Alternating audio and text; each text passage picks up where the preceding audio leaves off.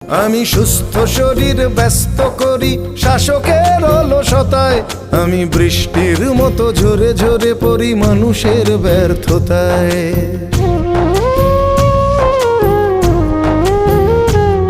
আমি সুস্থ শরীর ব্যস্ত করি শাসকের অলসতায়, আমি বৃষ্টির মতো ঝরে ঝরে পড়ি মানুষের ব্যর্থতায়।